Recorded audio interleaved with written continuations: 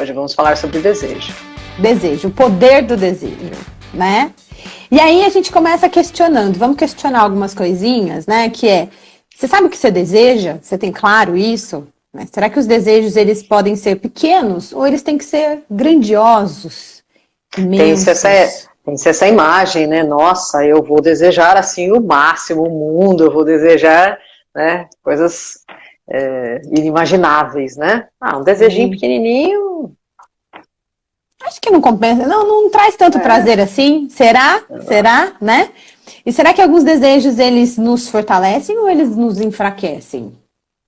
Aí eu acho um questionamento super importante, né? Importante.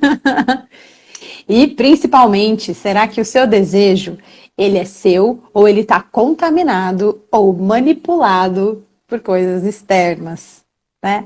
Então, vamos lá bater o nosso papo sobre desejo. E vamos começar então falando já ali da primeira imagem, que acho que você também percebeu isso, você também trouxe isso, né, no nosso papo assim, um pouco rapidinho. Pré-live. Você também se atentou para essa cena, né? Uhum.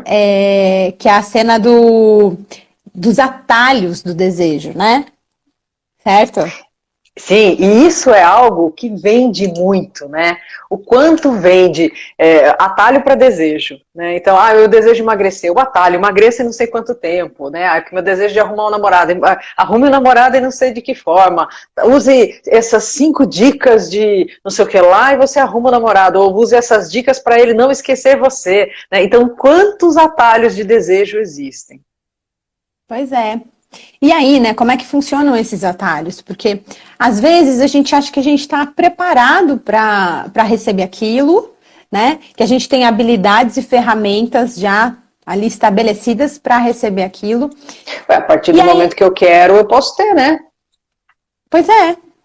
E aí, quando você começa a fazer o movimento, de repente vem um deslize, você cai do cavalo, né? E aí, quando você cai do cavalo, você entra no desespero e fala, bom, eu caí do cavalo, eu tenho que levantar e eu tenho que dar meu jeito e eu tenho que criar alguma forma para chegar lá e realizar esse desejo.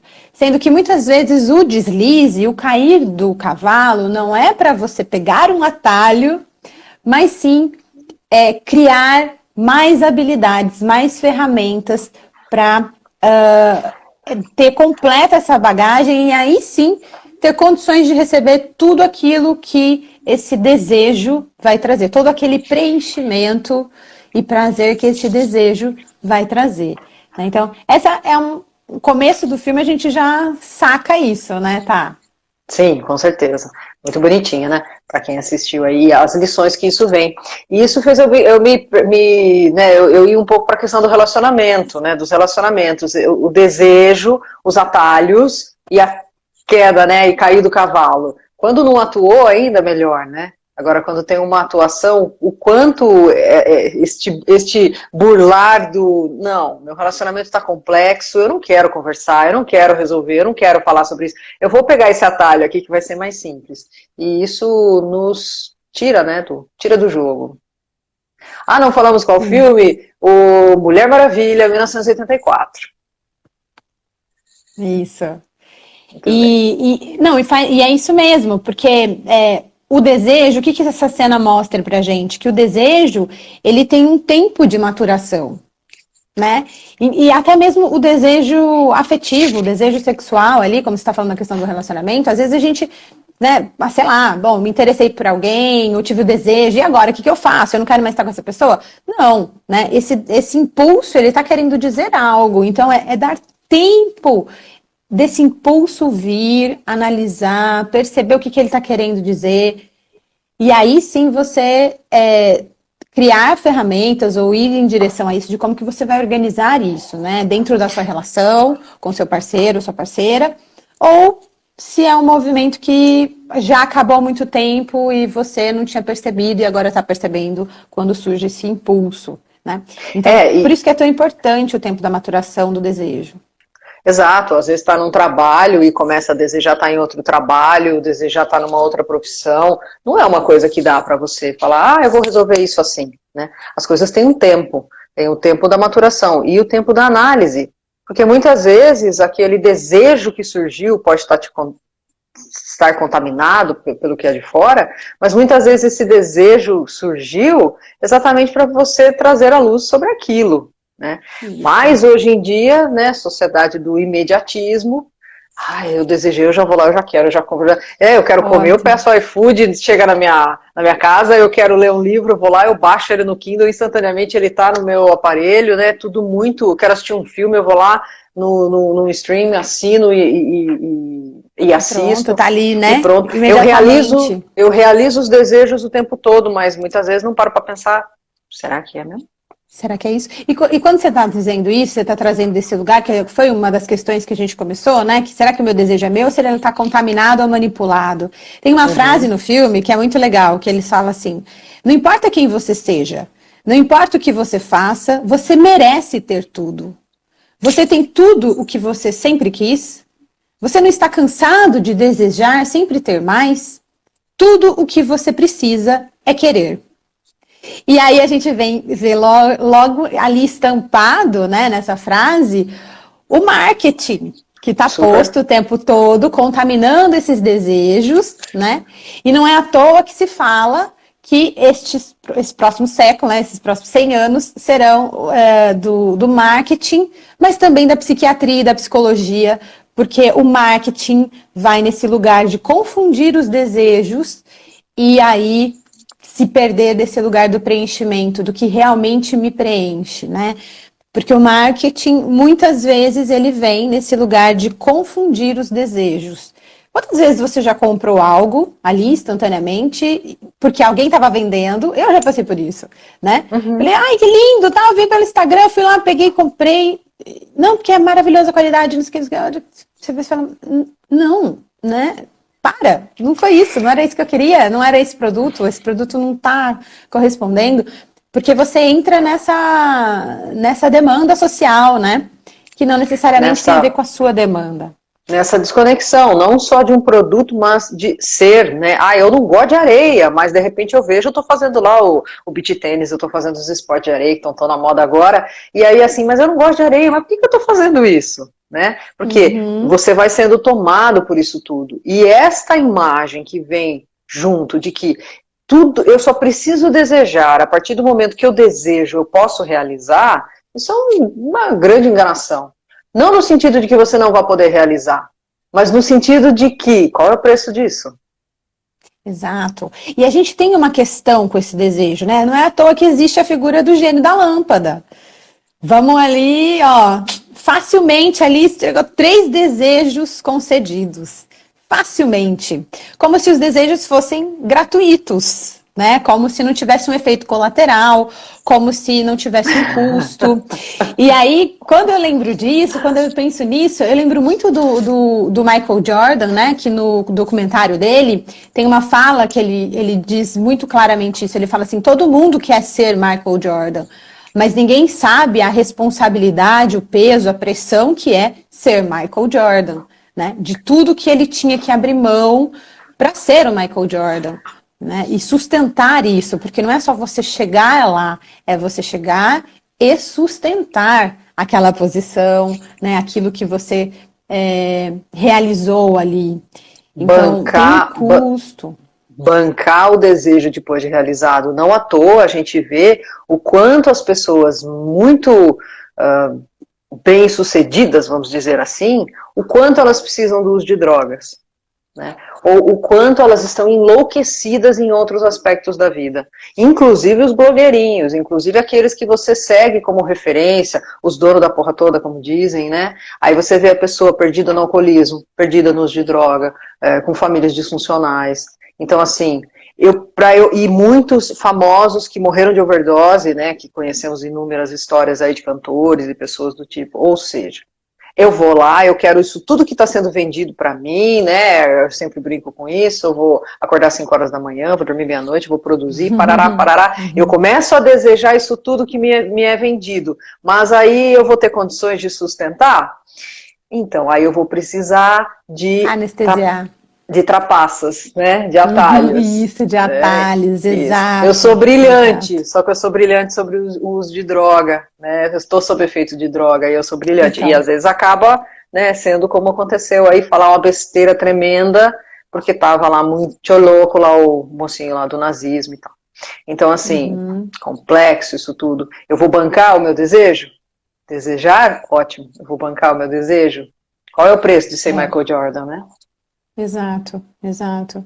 E aí também entra esse lugar da corrida, né, da venda do desejo, que é tão poderoso, entra esse lugar do caos do desejo realizado prematuramente, que a gente vê isso no filme também, né? Então todo mundo pode desejar tudo o tempo todo, se todo mundo realizar todos os seus desejos, como alguns desejos são incompatíveis com outros desejos sendo realizados, né, e aquilo gera um caos, porque não teve esse processo que a gente está falando de maturação, de consciência, de perceber se realmente é aquilo tudo que você quer, se realmente é aquilo que você dá conta de bancar naquele momento. Porque às vezes você dá conta de bancar, mas ainda não é naquele momento. Você precisa de algumas ferramentas para dar conta de bancar, né? Não é que você não vai chegar lá, mas é que são etapas, né? São processos. E quando a gente pula esse processo, é muito desorganizador. E às vezes, quando a gente está exatamente consciente desse processo, a gente vai vendo que, às vezes, a gente tem que abrir mão de alguns desejos para realizar outros, né? E como que a gente vai renunciar a esses desejos, e que gera dor renunciar a esses desejos, mas que ao renunciar a alguns desejos, a gente se fortalece para poder realizar o desejo real, né? Aquele que tem a ver com o que você precisa e com o que você pode e deve ter e buscar, né? Então a gente vê isso claramente também no filme, né? O que as pessoas muitas vezes esquecem é que sempre que a gente tem um desejo e quer realizar esse desejo, a gente vai abrir mão de outras coisas, né? Então, assim, eu de fato não posso tudo.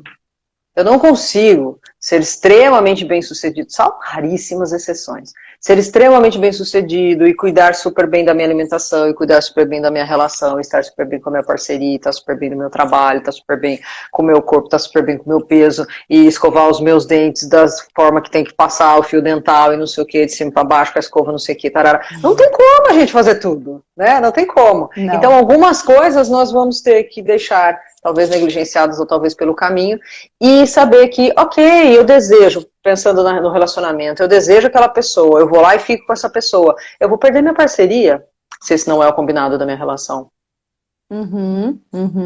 Sim. Não é? E que é isso, você tem que abrir mão de algo por um bem maior, né? Ou pela sua relação, ou pela sua saúde, ou pelos seus filhos, né? Então fica muito claro isso no filme, o quanto essas escolhas, as renúncias, muitas vezes elas valem a pena e quando é feito consciente, né, na hora certa ali, você faz a escolha adequada e você tem uma boa resposta dessa busca desse desejo, né? Lembrei agora, sem querer dar muito spoiler, mas me lembrei da própria Mulher Maravilha, né? O quanto ela é desejada e o quanto ela faz uma boa gestão disso, né? Porque ela é uma mulher lindíssima, então ela é muito desejada, mas ela faz esse desejo aqui, eu vou atender essa demanda? Esse daqui, eu vou atender essa demanda? Eu não quero atender demanda, né? E o quanto nós, nessa ideia de que a gente tem que viver tudo e aproveitar tudo, e temos que viver 100 anos em 10 e não sei o que, tarará, a gente tem essa falsa imagem que a gente tem que aproveitar tudo, tem que viver tudo. Então eu tenho que ir lá jogar o beach tênis, eu tenho que ir na balada, eu tenho que ouvir isso, eu tenho que saber daquilo, eu tenho que falar de política, eu tenho que assistir Big Brother, eu tenho que estar vendo a novela. Qual é o seu desejo real? Não dá, né? Não dá. Daí não tem tempo para realmente viver o desejo a hora que ele chega, né? O prazer do desejo, de assimilar esse desejo, né? Exato. Tem uma outra coisa que é saber que tem a ver com o que você está falando, que é esse ajuste do limite do desejo, né? O desejo, ele tem um limite, né? E a gente vai desejando e a gente quer desejar cada vez mais. Claro, porque é o motorzinho da vida, o desejo. Sem desejo não tem realização, não tem preenchimento. Mas esse desejar mais, ele tem um limite.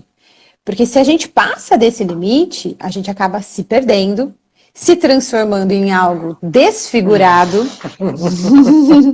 irreconhecível, né? E aí, quando eu penso nisso, que tem a ver com a procedimentos estéticos estão aí. Procedimentos estéticos.